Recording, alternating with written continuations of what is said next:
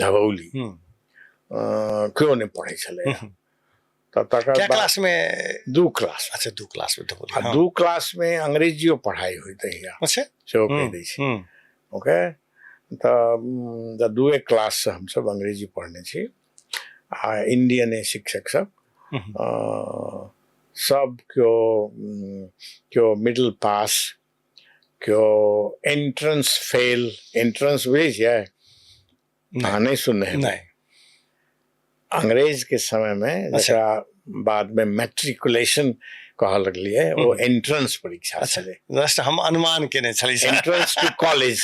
College प्रवेश करऽ के लेल अहाँ के एंट्रेंस परीक्षा होइ छै। तो एंट्रेंस छलहा सब एकोटा एंट्रेंस पास नहीं छला। अच्छा मास्टर सब, लेकिन बहुत योग्य शिक्षक सब।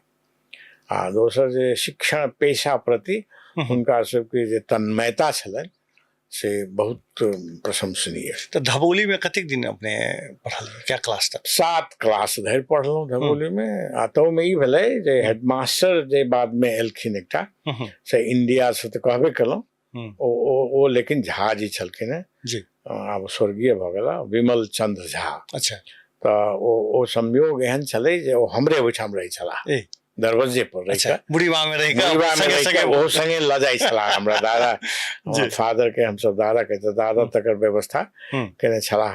तो ओ क्या बड़ दादा किसान रहथिन? हाँ किसान तो हमरा सब के तो और कथी छलै